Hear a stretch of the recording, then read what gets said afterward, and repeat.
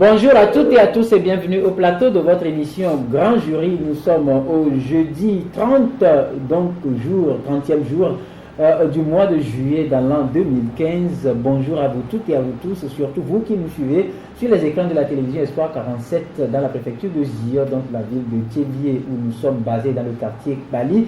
Bonjour également à tous ceux qui nous suivent via les ondes de radio KNTB à Lomé, la 102.7 FM. Ceux qui également nous sont fidèles via les ondes de radio VGK à Palimé, Radio Lumière à Anengro, sans oublier les internautes, le www.ebenradio.com, le www.togovision.com, sans oublier le www.togo-6online.co.uk, tous ces médias qui s'intéressent à notre émission Grand Jury. Vous qui également êtes fidèles à cette émission, bien de choses à vous toutes et à vous tous, surtout à tous les confrères journalistes et à tous les leaders d'opinion qui sont une fois passés dans cette émission, qui est en train de se préparer à célébrer ces 2 ans d'existence, un anniversaire qui se veut une réussite parfaite. Vous serez au parfum du programme quand ce sera dévoilé. Merci donc à toute également l'équipe technique qui nous accompagne et toutes les équipes qui se sont succédées depuis que nous avons pris ce train ou depuis que nous avons mis le train de l'émission Grand Jury sur les rails. Bonjour à tous les Togolais de la diaspora, sans oublier tous les membres du gouvernement, c'est l'homme comme Klassou alias Egmont, sans oublier également de saluer le président de la République et tous les leaders de partis d'opposition. Bien de choses à vous toutes et à vous tous. Retenez que tout ceci nous est imposé par l'appel qui nous est lancé. Togolais, viens, bâtissons la cité, pour ne citer que cette ligne de l'hymne national, la terre de nos aïeux. Aujourd'hui, nous sommes encore autour de ce plateau pour évoquer les sujets d'actualité, notamment la fermeture de la porte de participation du Parti Santé du Peuple au CAP 2015. Retenez que le parti du docteur Georges Puissant a claqué la porte. Il s'est exprimé. Nous allons analyser donc les raisons évoquées autour de ce plateau. Ce matin, nous allons également parler du retour de Jean-Pierre Favre, de son voyage, puisque là, le sujet a été évoqué. Nombreux ont été les personnes qui ont dit qu'après Fornia Singbe, Jean-Pierre Favre était porté disparu. Et il était là de retour. Que retenir de son voyage? Nous allons également en parler, puisque le sujet était à la une du journal. Le Messager, dont nous avons à nos côtés ici son directeur de publication. Nous allons également revenir sur la haute cour de lutte contre la corruption et des infractions assimilées. Quelle confiance et quel boulot, qu'attendre donc de cette haute cour si elle arrivait à prendre corps? Voilà donc les grands sujets autour desquels nous allons focaliser nos échanges ce matin avec 2 invités. Tchaboré Bouraïma, directeur de publication du journal Le Messager, bonjour et bienvenue. Oui, bonjour Rodrigue et bonjour aux auditeurs et auditrices de la KNTB et bonjour également aux téléspectateurs de la sport j'ignore un peu télévision Espoir 47 qui nous suivent actuellement, et je voudrais profiter de l'occasion pour vous souhaiter vous et à votre émission par anticipation un joyeux anniversaire, et j'espère que nous serons invités pour participer aux festivités. Vous êtes les acteurs principaux, vous avez vu quand même le départ, donc vous ne serez pas mis en marge. D'accord, j'espère que toutes les dispositions sont prises, parce que comme vous nous connaissez, nous journalistes, je pense qu'on ne rate pas de ces occasions pour pouvoir mettre toute la chance de nos côtés avec tout ce qui sera mis sur la table bien garni, pour qu'on puisse bien déguster. On espère bien surtout que jusqu'au haut sommet de l'État, cette émission est bien suivie, également appréciée. Nous comptons également sur leur soutien quand nous leur ferons appel tout à l'heure ou très bientôt. Abbas Issaka, directeur de publication du journal Le Mania Libéré, est aussi avec nous. Bonjour Abbas et bienvenue. Bonjour Rodrigue, bonjour à tous les auditeurs et téléspectateurs de Radio KNTV et de TV47. Voilà, merci donc à vous toutes et à vous tous. Rapidement, on va en parler, mais avant la une des journaux qui sont parvenus ce matin, nous allons en parler rapidement avec chronique de la semaine qui est dans les kiosques et qui titre en fait divers le Scorpion correcteur. Lettre ouverte à M. Aboudou Assouma, président de la Cour constitutionnelle. Et puis, le président de l'ANC rentre d'un séjour en Europe. Jean-Pierre Favre aime-t-il les retours triomphaux comme feu papa et Yadema, s'interroge chronique de la semaine qui écrit 500 francs CFA payés aux émigrants au lieu de 2500 francs promis pour accueillir le timonier du CAP 2015. Santé du peuple claque officiellement la porte du CAP 2015. Georges William Kwessan occulte les vraies raisons de son départ par peur des menaces des miliciens de l'ANC, écrit chronique de la semaine. Et puis politique générale du gouvernement, chapitre 4, renforcer la sécurité et la diplomatie pour mieux se positionner dans la sous-région et sur le plan international. Santé, EMS Afrique poursuit ses actions à Kara et à Bassar, nous apprend chronique de la semaine. Et puis éliminatoire mondial Russie 2018, les éperviers exemples du premier tour retrouvent les crânes de l'Ouganda au second tour. Autre journal également dans les kiosques, Togo Sport, ministère des Sports, les défis de Guy Madié Lorenzo, le nouveau patron des sports, avec la photo du ministre de la Communication, de la Culture, de la Formation civique et des Sports. Football démarre pas, point d'exclamation, le championnat D1 a du plomb dans l'aile, article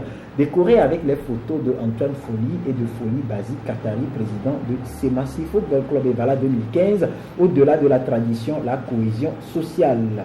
Voilà donc pour ce qui concerne Togo Sport. Flambeau des démocrates de notre cher ami Loïc Lawson, que nous saluons également au passage, qui prend en éditorial le mandat social à l'épreuve de la réconciliation nationale. Et puis politique des grands travaux, des chantiers qui durent anormalement et font perdre de sommes colossales au Togo, conséquence du refus des réformes par le tout-puissant Ayassor, fort interpellé, écrit Flambeau des démocrates. Risque de brouille diplomatique entre le Togo et la Côte d'Ivoire. Un Ivoirien brûlé vif à Lomé suscite le courroux de sa communauté. Et puis football, congrès électif à la FIFA, Michel Platini en course. Sécurité maritime, sommet de l'Union africaine, le Togo activement dans les préparatifs, écrit Flambeau des démocrates, qui prend dans sa rubrique politique le CAP 2015 se vide de sa substance. Le parti Santé du peuple claque la porte. Et pour finir, environnement, la ville d'Anéro dans le Tournon.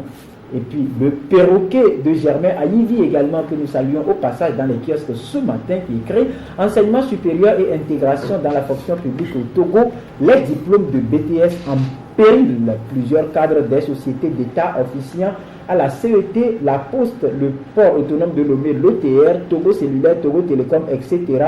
bientôt démasqués puis écroulés.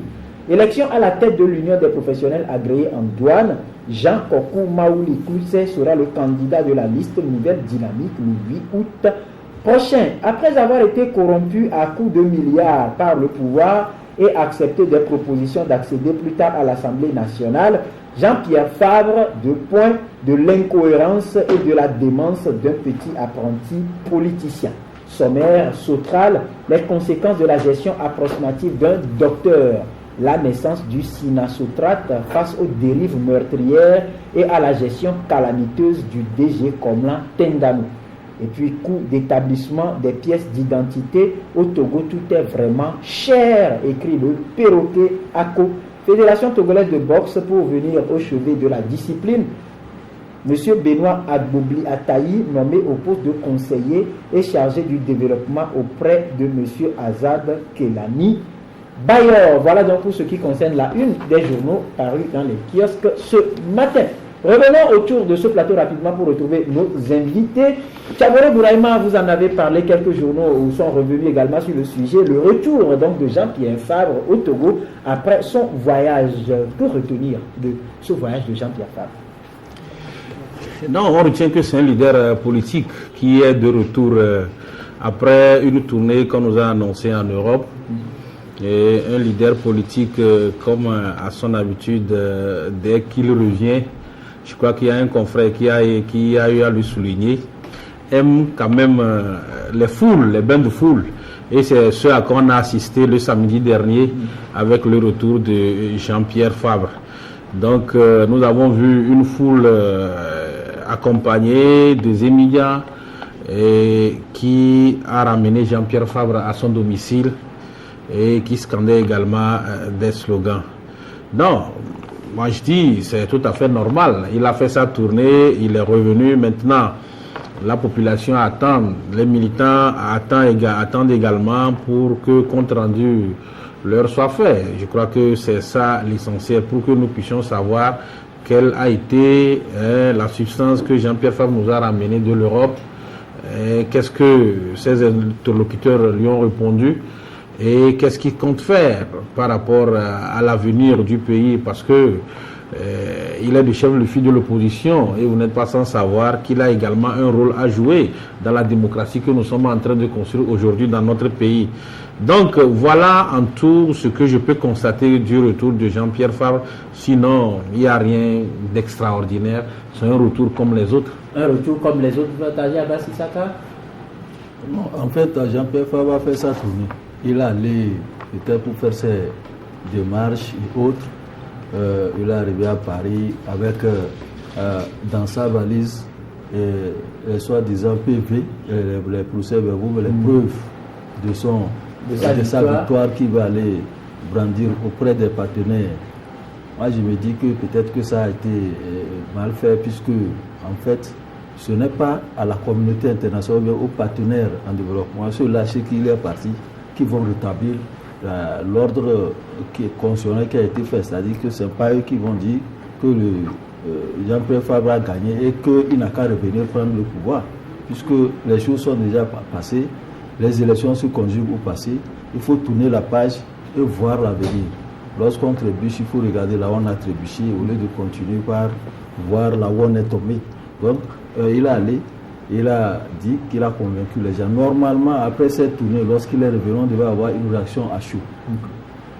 Pour nous dire, voilà ceux-là que nous avons rencontrés, et voilà ce que nous avons fait, mais dans les prochains jours, nous allons revenir plus en détail. Mais on s'est contenté de nous dire, lorsqu'il est venu, comme réaction à chaud, que la lutte continue par rapport à ce que nous avons vu là-bas. On nous a écoutés et que on a dit que ce n'est pas aux partenaires de venir sauver le Togo. Il appartient aux Togolais de se lever de se mobiliser pour se sauver. Donc, c'est ce qu'il a dit. Mais qui l'a rencontré, parce que nous sommes habitués à ce genre de... Ce n'est pas la première fois que Jean-Pierre Fabre fait la tournée en Europe. Quand il arrive des fois là-bas, tout ce qu'il fait est su et connu de tous les Togolais, parce que c'est en même temps communiqué au fur et à mesure.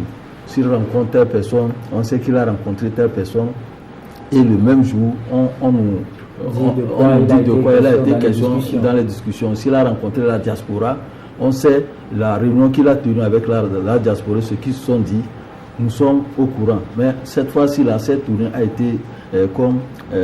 on a caché quelque chose aux Togolais, à ceux-là qui l'ont élu.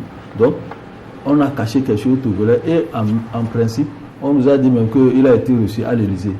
Or, lorsque quelqu'un est reçu à l'Élysée, ce n'est pas un événement caché. C'est comme un truc à immortaliser. En principe, si c'est le leader de l'opposition, Jean-Pierre Fabre, a été vraiment reçu à l'Élysée, on devait voir les images même le même jour où il sortait de l'Élysée pour immortaliser, pour dire que voilà, le leader de l'opposition a été reçu à l'Élysée. Ça n'a pas été le cas. Et maintenant, à l'arrivée, on dit qu'on attend encore plus d'une semaine avant d'organiser une conférence de presse pour nous dire de quoi il a été question lors de sa tournée là-bas, qu'est-ce qu'il a vu, qui est-ce qu'il a rencontré. Qui sait si on ne va pas encore fomenter des choses pour aller raconter au Togolais. Donc, nous, cette tournée, ça, je ne pense pas que ça a apporté grand-chose au Togolais. Peut-être qu'à Jean-Pierre Fabre lui-même, certains même prétendent qu'il allait peut-être faire le compte à la diaspora qui a participé financièrement et qui a contribué financièrement à la campagne à hauteur des centaines de millions de nos francs à la campagne de Jean-Pierre Fabre. Non, je crois que c'est une réalité ce que Abbas vient de dire. Moi, j'en ai relevé dans ma parution d'hier. Nous avons eu les informations comme quoi, au cours de sa tournée en Europe, en plus du fait que Jean-Pierre Fabre a eu à profiter de l'occasion pour faire un bilan de santé, ce qui est tout à fait normal. On ne peut pas l'en vouloir pour ça, parce que vous et moi, Je crois qu'à chaque fois, nous essayons de faire nos bilans de santé. Jean-Pierre Fabre a également rencontré la diaspora qui lui est restée favorable. Cette diaspora qui a cotisé à coups de millions pour contribuer énormément pour sa campagne. Et cette diaspora qui exige également que les comptes leur soient faits. Et tenez-vous bien, selon les informations que nous avons eues depuis cette diaspora, je crois que les réunions qui sont tenues n'ont pas abouti. Il y a premièrement certains qui ont boudé la réunion parce qu'ils ne comptaient plus sur Jean-Pierre Fabre par rapport à un certain nombre de faits. Il y a d'autres qui sont allés et que la réunion s'est terminée à queue de poisson. Bon, par rapport à ce que le confrère disait, qu'on tente de nous cacher quelque chose, moi je ne pense pas qu'on tente de nous cacher quelque chose. Ce qui n'y a rien, en principe. Parce que s'il y avait quelque chose, on ne va pas nous le cacher. On devrait nous dire ça ouvertement. Je l'ai également relevé dans ma parution d'hier. Moi je pense que nous avons vu les sorties de Jean-Pierre Fabre.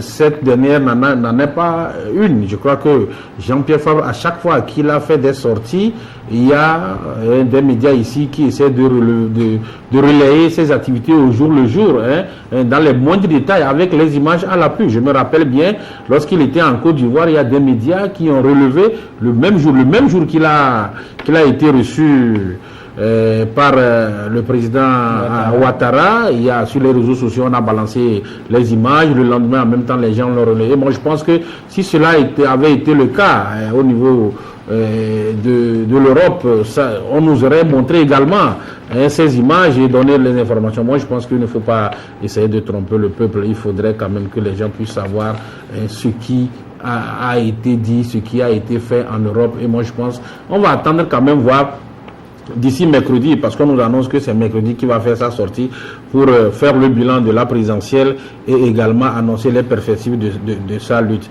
Tout compte fait, il faudrait remarquer qu'à la sortie de cette présidentielle, beaucoup de militants au sein de l'ANC, pour ne pas dire de CAP 2015, beaucoup de militants ont été dessus.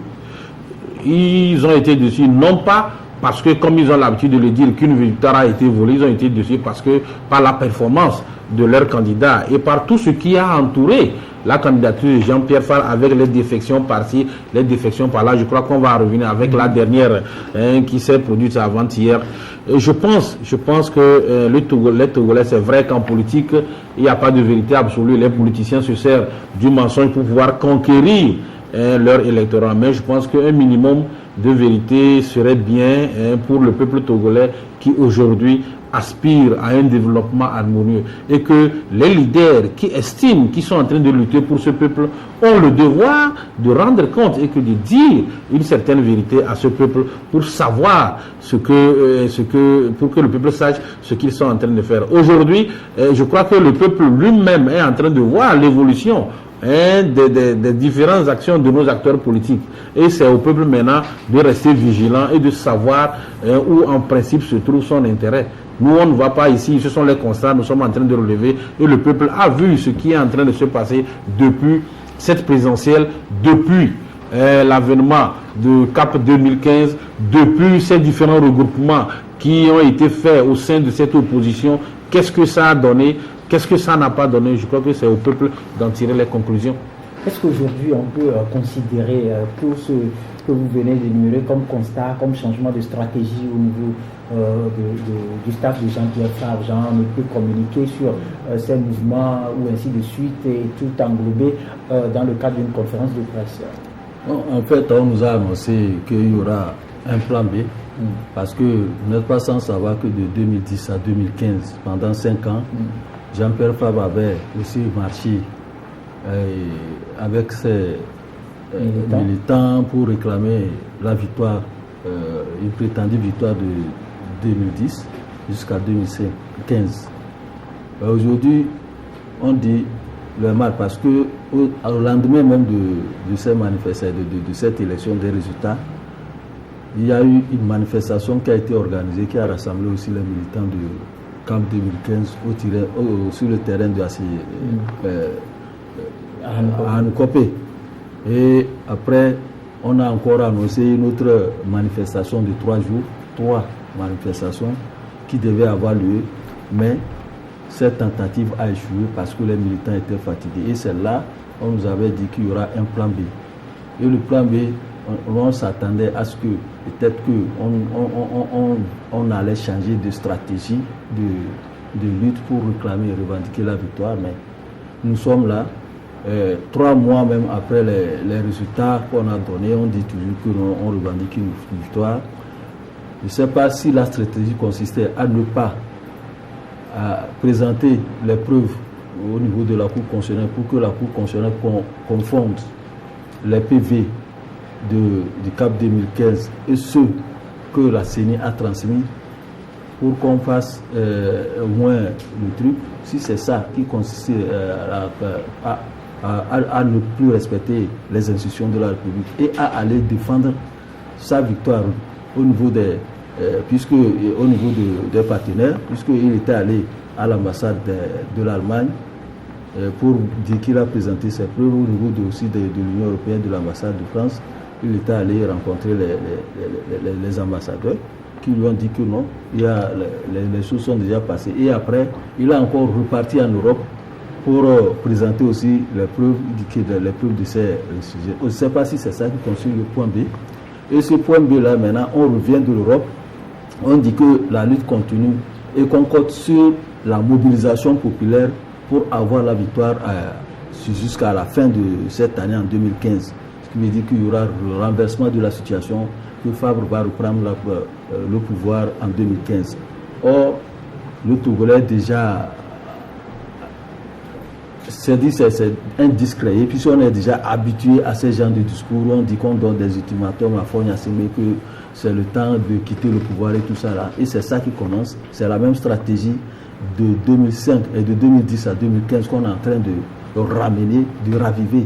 Puisque en principe, lorsque vous prenez même ces matchs, on n'a pas encore, Fabre n'a pas annoncé qu'il a rompu avec les matchs. C'est les élections qui lui ont mené à faire une trêve pour ces marches. Donc, peut-être qu'après les élections, il entend reprendre ces manifestations, raviver ces manifestations de marche pour revendiquer toujours sa victoire, puisque c'est dans la même logique. Il n'y a pas de changement et on va continuer comme ça jusqu'en 2020 pour réclamer la victoire. Or, on oublie qu'un État, dans un État, c'est fait d'un cycle.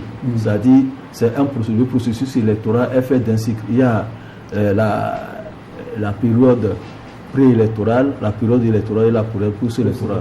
La période post-électorale, c'est en ce moment que lorsque on donne les résultats tout fini, il faut préparer l'élection, la prochaine élection. Après un bilan. Un bilan. On fait le rapport. Quand le rapport est fait, il y a les tests qu'il faut revoir, réactiver, revoir les tests pour aller à une nouvelle élection. Mais aujourd'hui, nous, on a l'impression qu'on veut continuer aussi dans la logique où on arrive à 2 jours des élections pour dire nous réclamons les réformes. Ça ne peut pas aller comme ça. Rodrigue, je n'ose pas croire. Moi, je n'ose pas croire que le plan B de M. Jean-Pierre Fabre serait les défections que nous sommes en train de voir depuis avant-hier avec Santé du Peuple. L'un confrère l'a dit tout à l'heure que CAP 2015 est en train de se vider de sa coquille. Et puis, lorsque vous analysez la démarche de Jean-Pierre Fabre, moi, je pense qu'il y a une contradiction dans ce qu'il a fait.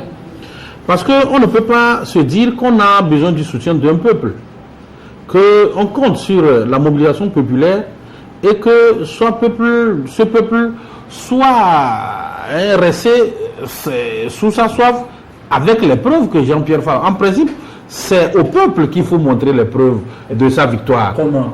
Non, en exhibant tout ce qu'il a comme document, parce que je suis sûr que Jean-Pierre Fabre, mais au cours d'un meeting, mais Jean-Pierre peut le faire. Il y a les médias qui sont sortir tout ce qui est preuve et qui démontre qu'il a gagné l'élection en 2015, le 25 avril dernier. Quand il est allé en Europe, qu'est-ce qu'il a été présenté à ces Occidentaux pour que ceux-là puissent le croire?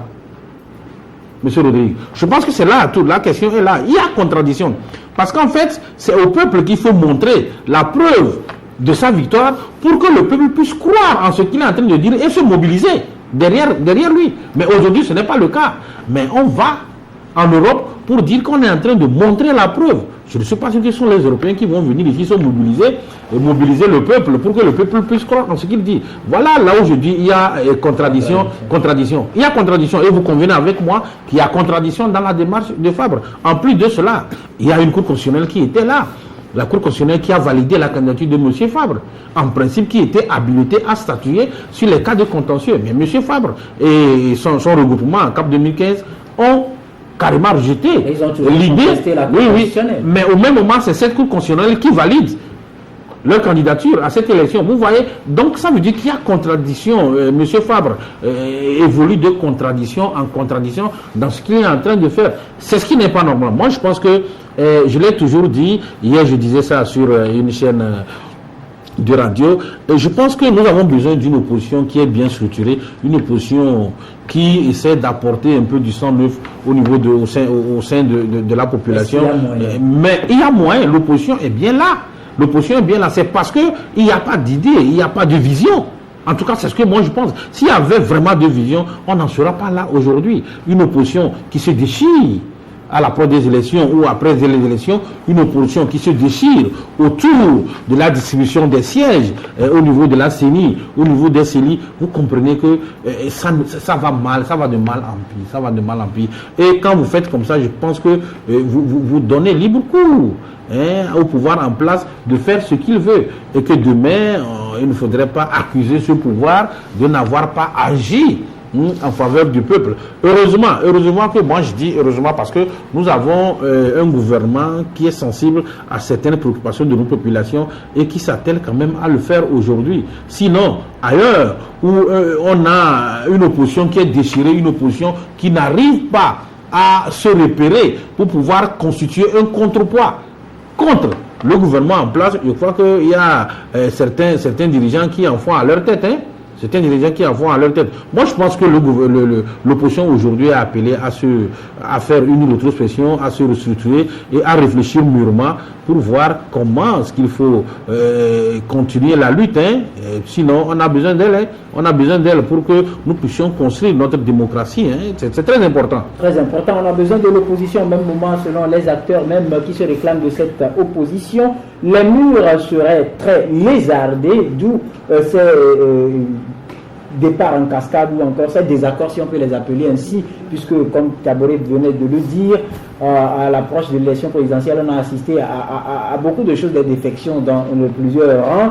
On est parti du FRAC jusqu'au CAP 2015 aujourd'hui, on a vu à peu près ce que tout ça a donné, et pour un peu avoir une idée claire de la situation qui prévaut au sein de l'opposition, on devra donc s'attendre à ce départ du Parti Santé du Peuple de CAP 2015, a sorti donc de constats et de propositions. Abbas, CAP 2015, plutôt Santé du Peuple qui quitte CAP 2015, qui se dit en termes de motifs vouloir faire chemin seul. Non, bon, lui, il a donné ses raisons. Il n'a pas quitté CAP 2015 comme ça, parce que il a dit que le CAP 2015 a été mis sur pied pour une mission. Donc, la mission, c'est la dénomination, le dit clairement, c'est combat pour l'alternance politique en 2015. Pour lui, l'alternance politique en 2015 n'a pas pu avoir lieu. Il y a 3 mois de cela, après les élections, rien n'a bougé. C'est que lui, il a fait un constat, c'est que désormais, l'élection se conjugue au passé et que 3 mois après, même quelles que soient les manifestations, rien ne va changer. C'est tout. Donc, il faut penser à autre chose. Il faut réorganiser l'opposition pour voir dans quelle mesure l'opposition pouvait s'entendre pour avoir une alternance en 2020. Donc, il a fait un bon choix, il s'est retiré et c'est une bonne réflexion de sa part. C'est-à-dire, il a fait une lecture qu'il y a un truc qui a été mis en place. L'objectif est comme ceci, mais l'objectif n'a pas été atteint. Donc il faut revoir la stratégie à adopter pour avoir l'alternance. Il faut mettre sous éteignoir ou mettre en veilleuse, c'est ce qu'il a dit, le CAP 2015, parce que ça n'a plus de sens que ce mouvement de partis politiques existe, puisqu'il était composé de 8 partis auparavant. Et aujourd'hui, on a vu le PDP qui était parti, le MET a claqué la porte, le MRC est sorti aujourd'hui, c'est Santé du Peuple. Et le reste, même ceux-là qui sont actuellement là, c'est IDS Togo qui n'est plus actif depuis même. Il a trouvé son compte avec la FF.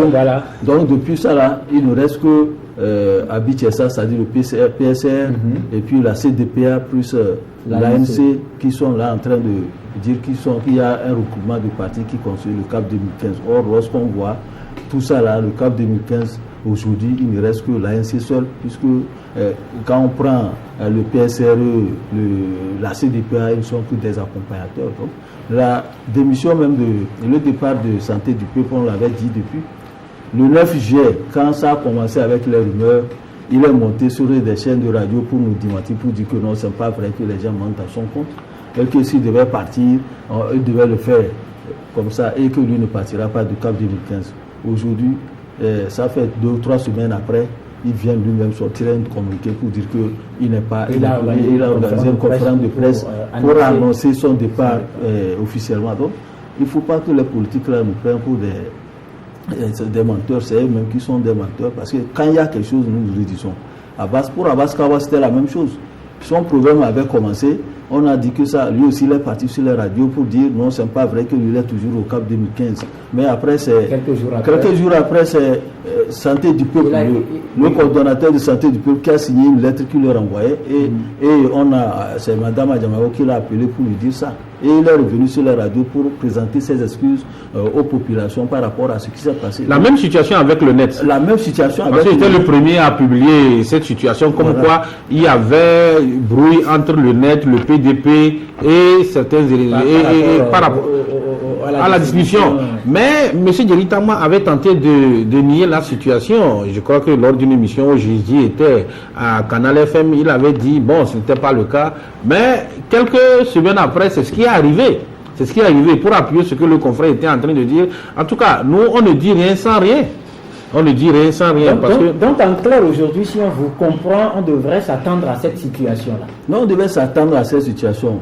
Je pense que même la CDPA pourrait partir. Parce qu'entre-temps, on avait annoncé qu'il y avait des bruits entre Brigitte Adjamao et Jean-Pierre Fabre. Et elle aussi, elle a démenti. Mais on s'attend, parce que ça va arriver un jour où la présidente du CAP 2015 va partir. Parce qu'après tout, il ne reste qu'une coquille vide au niveau du CAP 2015. Et quand le président de Santé du Peuple soulève des questions d'hégémonie et qu'il n'y a pas de répartition équitable et qu'il y a certains partis au niveau du CAP 2015 qui se croient supérieurs aux autres, cette question-là, il y a des partis qui avaient déjà dénoncé ça avant. Est-ce qu'il l'a dit? Je résume un peu. Il a situé en 4 points ses motivations générales. Il a dit que c'est généralisé par rapport à ses expériences, les quelques temps passés au sein de l'opposition ou de la classe politique. Du moins, il dit en premier point la recherche permanente de l'intérêt personnel, provoquant souvent l'impasse dans de nombreux débats. Au point 2, une crise de confiance particulièrement prononcée, entraînant souvent de la méfiance et des tentatives presque systématiques de substitution des propositions des uns par celles des autres. Et puis en 3e point, une représentation fortement disproportionnée entre l'opposition et le parti au pouvoir dans le système administratif de base de notre pays, facilitant souvent l'orientation des résultats électoraux. Et puis pour finir, un saisissant contraste entre les modestes moyens de l'opposition et les lourds investissements du parti au pouvoir dans les périodes électorales. Non, je crois que les 2 dernières propositions ne sont pas, ce sont des alibis là-bas lorsqu'on accuse le pouvoir. Au fait, c'est un membre de l'opposition. C'est un membre de l'opposition. Et puis, il a parlé de la classe politique. Il a parlé de la. Non. Et puis, cela ne nous donne pas raison pour pouvoir quitter CAP 2015. Les raisons qui ont poussé M. Kouensa à quitter CAP 2015 sont les 2 premières propositions, les 2 premières raisons que tu as eu à évoquer ici, Rodrigue. Donc, moi, je pense que à lire. Mais oui, tu as eu à lire dans sa déclaration. Oui. Donc, les autres raisons sont ça vient seulement pour dire, pour camoufler la situation. En fait, la situation, elle est là. N'oubliez pas que il faut pas qu'on se leurre. Il faut que le peuple sache aujourd'hui que, en fait, ce que certains responsables politiques avaient eu à dire il y a quelque temps pour nous faire comprendre que Jean-Pierre Fabre, en fait, ne fait pas l'unanimité au sein de l'opposition pour pouvoir représenter l'opposition. Et les médias également en ont fait cas. Les gens n'ont pas voulu entendre oreille. Je crois que c'est une réalité aujourd'hui.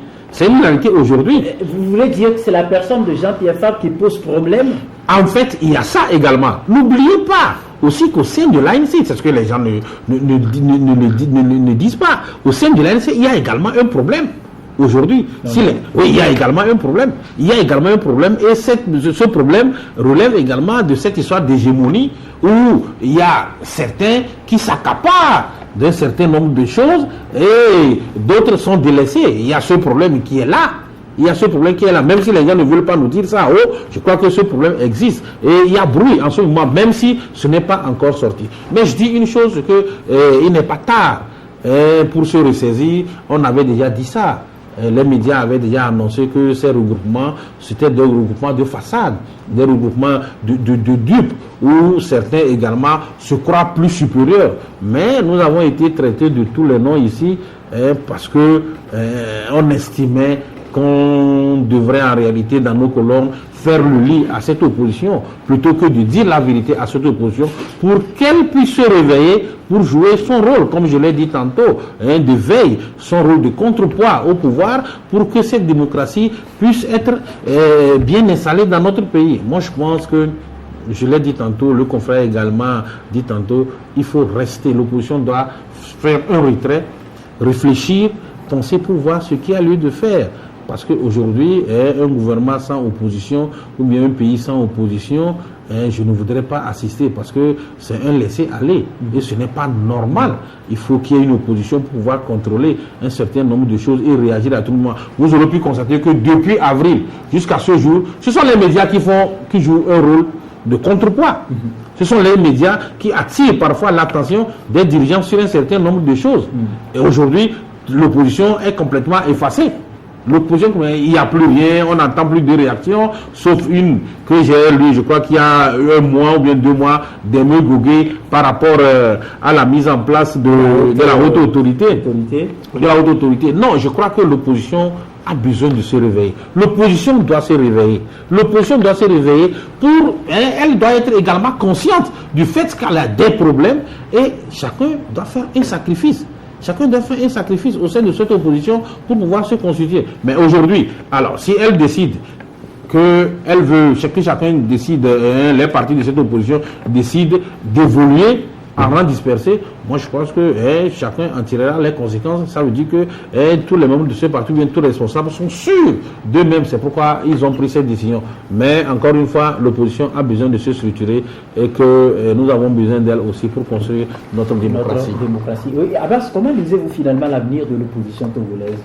Est-ce que c'est une opposition finalement qui offre assez on va dire, assez de scènes déplorables si on s'en tient aux déclarations même parce que la dernière fois vous avez suivi Abbas Kabwa qui était sur les ondes d'une radio sœur où il a affirmé que le leader ou le candidat de CAP 2015 aurait été acheté à coups de milliards dans le cadre de la participation à l'élection présidentielle. Aujourd'hui, on a comme l'impression que tout est fragilisé. Quelle lecture vous faites de l'avenir de l'opposition togolaise? Avant cela, je voulais revenir par rapport au retrait de santé du peuple de CAP 2015. Vous n'êtes pas sans savoir que l'argent a coulé pendant les élections et qu'on attend le compte rendu, la reddition des comptes au niveau de l'opposition et de la participation du CAP 2015.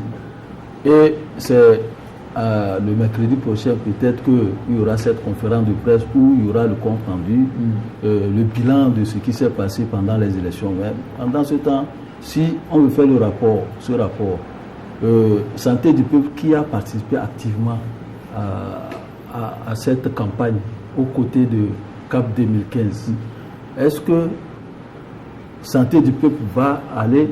Mais vous devriez le suivre ce matin. Il a dit qu'il n'était en rien concerné par tout ce qui concerne l'argent. Non, ce n'est pas l'argent. Il a participé, on n'a pas parlé d'argent, il a participé à une campagne, électorale. Donc il faut rendre compte qu'il est en acquaintance, qu'il ait senti de l'argent ou pas, c'est qu'il doit être aux côtés de ses pairs pour rendre compte aux populations de comment les choses sont passées. Donc il s'est retiré. C'est comme il y a aussi un autre problème avant. Par rapport au regroupement de l'opposition, c'est-à-dire ça a commencé depuis 1900. C'est pas fragilisation de l'opposition, c'est depuis les années 90. Après le phare là qui a pu obtenir ce que nous connaissons avec la conférence nationale souveraine. Après la création des partis politiques, on a vu la création, les regroupements des partis. Il y avait le code 1, code 2, il y a le recoupement entre UFC, K, PDR, il y a le recoupement UFC, CAR, tout ça là, et après ça n'a rien donné. Aujourd'hui, on est allé en Europe, en 2010, à la veille des élections, les gens se sont retrouvés en France, et du retour de la France, on a créé le FRAC, Front républicain pour l'alternance et le changement. Ça a donné quoi? Rien. On est arrivé, on a créé le CST, qui a donné espoir aux populations parce qu'on s'était en collectif pour sauver le Togo. Et finalement, le CST est tombé à l'eau. Il y a la coalition Arc-en-Ciel qui est là aussi de son côté, à côté de CST. Avant la coalition, il y avait aussi un autre regroupement dirigé par le maître Joviga, l'autre maître, comment il s'appelle, je vais retrouver son nom. Donc tous ces regroupements-là n'ont rien donné. Et de CAP 2002, CST, on est tombé à CAP 2015 parce qu'on a vu que peut-être le CST n'a pas donné de tonus pour avoir l'alternance, pour renverser le pouvoir. Et c'est avec le CAP 2015 qu'on devait avoir l'alternance en 2015. Et c'est à partir de ce CAP 2015-là qu'on est allé demander de l'argent au niveau de la diaspora. Et la diaspora, on a convaincu la diaspora que pour cette fois-ci, quel que soit le cas, il y aura alternance. Donc il faudrait financer la campagne. Et c'est avec ce CAP 2015-là qu'on a demandé aux bonnes femmes des marchés qui ont cotisé beaucoup d'argent pour aider le CAP 2015 à pouvoir obtenir l'alternance en cette année. Mais ça n'a pas eu lieu. Par rapport à tout ça, là, je ne pense pas que... Il y a eu le Front Tchobé. Il y a le Front Tchobé aussi qui a voulu empêcher les élections de se dérouler. Donc tous ces regroupements-là, c'est comme de la plaisanterie et que je constate que finalement, l'unité de l'opposition qu'on demande, que la population demande, ça ne peut jamais avoir lieu, cette union, parce qu'il y a quelque part, même au niveau de l'opposition, qu'on dit que c'est Feu Yadema qui avait mis cette idée-là dans la tête des opposants de s'unir. S'ils veulent le combattre, il faut qu'il soit un qui puisse s'unir pour pouvoir le combattre. Mais ils sont rentrés, tombés dans le piège et ils n'ont pas pu avoir le temps. Maintenant, dans l'avenir, c'est que il y a trop de crises de méfiance, de confiance. Parce que là, si vous prenez les propositions du président Dr Georges Puissant, il a un peu parlé des retrouvailles au sein de l'opposition à l'image d'états généraux pour l'aplanissement de toutes les divergences existantes et puis le regroupement de tous les partis de l'opposition ayant en partage le principe cardinal de l'alternance politique, non plus dans un cadre formel à l'image du FRAC, du CST, de la coalition Arc-en-Ciel ou de CAP 2015, mais dans un cadre beaucoup plus ouvert, lui permettant principalement de réclamer et d'obtenir le plus rapidement possible les réformes politiques et électorales et surtout les moyens de sa meilleure représentation à la base, en l'occurrence les élections locales. Dans un cadre beaucoup plus ouvert, comment? Je ne le comprends pas. Est-ce qu'au niveau du CSC, ce n'était pas un cadre beaucoup plus ouvert? Est-ce qu'au niveau de la coalition Arc-en-Ciel, ce n'était pas un cadre beaucoup plus ouvert? Moi, je pense qu'il faut le dire, il y a une crise de confiance aujourd'hui au sein de l'opposition et que il ne faudrait pas qu'on se leurre. On a une opposition aujourd'hui en face qui est incapable. Il y a une opposition qui est incapable et que chacun doit prendre en principe ses responsabilités et évoluer seul pour voir de quoi il en est capable. Je pense que c'est ça. Le cadre plus ouvert, ce qui est sûr, même s'il y a d'autres organisations qui vont venir, d'autres organisations de l'opposition qui vont venir, sachez que nous allons toujours avoir les mêmes faits. Ça veut dire que les mêmes causes vont toujours produire les mêmes effets. Il n'y a pas d'avenir pour l'opposition togolaise. Il y a l'avenir si l'opposition se ressaisit. Mais l'avenir dans les regroupements, moi je ne crois plus. Parce que les regroupements ont fait leur preuve. Et aujourd'hui tout le monde constate que les regroupements au sein de nos oppositions, ça ne fonctionne pas. Il faudrait évoluer. Il faudrait que chacun puisse faire valoir ce qu'il est effectivement sur ce territoire. Et c'est là, moi je pense que c'est une bonne chose que l'opposition se disloque d'ailleurs comme ça. En ce moment, on verra qui est au juste de l'opposition. Parce que les gens se sont toujours servis de cette organisation, de ces regroupements, pour dire à qui veut bien les entendre, qui sont représentés fortement sur le territoire national. Aujourd'hui, ce qui est en train de se faire, je pense que ça va encore redessiner un paysage ici. Éventuellement, nous avons des élections en face de nous. Mais en tout cas, je l'ai dit à quelque part hier, moi je pense qu'il faut revoir, l'opposition doit revoir une peau neuve, doit se refaire une peau neuve. Mais encore faudrait-il que ceux qui sont là aujourd'hui... Il y a quand même des intentions de création de partis politiques qui sont annoncées. Il y a des partis politiques qui annonce également créer son parti politique. C'est ce que j'ai dit. Qui a son parti politique. Des jeunes qui veulent prendre la relève. Non, quand on parle, non, écoute, Rodrigue, lorsqu'on parle de parti politique, c'est vrai que Dumont Auré a créé son parti politique. On sait comment ce parti politique a été créé. Et aujourd'hui, Dumont Auré représente quoi? Il faut le dire, il ne faut pas qu'on se leurre. Dumont Auré, c'est comme un UDS au sein de CAP 2015. Excusez-moi. Vous n'avez pas évalué. Non, moi, il faut d'abord dire le parti politique. Je sais qu'il est un parti politique. Mais moi, je dis une chose, lorsque je parle de peau neuve, moi, je ne compte pas sur les Dumont Auré. Mais il y a d'autres têtes aujourd'hui qui sont là, qui peuvent jouer un rôle sain et un rôle prépondérant, un rôle important au sein de l'opposition. Ils peuvent créer leur parti politique. Ils peuvent créer leur parti politique. Ils peuvent ne pas également créer leur parti politique, mais que c'est ceux qui sont aujourd'hui, c'est responsables de l'opposition, qui veulent aujourd'hui s'accaparer l'hégémonie, la responsabilité, qu'ils acceptent faire émerger ces jeunes. D'autres forces. Faire émerger ces jeunes qui ont de l'ambition, qui ont des idées novatrices. Moi, je pense que c'est comme ça qu'il faut voir la chose. Les gens peuvent créer plusieurs partis politiques aujourd'hui si on ne se rend pas compte qu'il y a un certain dégoût par rapport aux anciens de l'opposition. Je ne pense pas que ça va aller. Parce qu'aujourd'hui, les militants et une partie de la population qui se voit dans cette opposition sont carrément déroutés. Et ces gens ne veulent plus voir certaines personnes. Je l'ai dit tantôt, aujourd'hui il faut le constater, ce que Fabre lui-même n'est pas conscient qu'il ne fait pas l'unanimité au sein de l'opposition. Donc il faut une nouvelle force. Il faut une nouvelle force. Je dis peut-être pas une nouvelle force émergente. Les gens peuvent accepter que d'autres personnes qui sont dans leur parti politique émergent. Ça c'est vrai, ça peut exister. Ça peut exister aussi. Très bien. Abbas, en 2 mots, puisque nous sommes pratiquement arrivés à la fin, en 2 mots par rapport à la relève au sein de l'opposition. Non, la relève, l'émergence, s'il y a une émergence d'une nouvelle force, il faudrait que cette émergence ne suive pas les pas des aînés qui ont fait des erreurs et des erreurs jusqu'à ce jour. Quand moi je vois parti PSP comment il s'appelle notre ami Achadam, qui veut faire, ça dit, quand tu crées un parti, tu veux te soulever contre quelqu'un au lieu de proposer tes idées.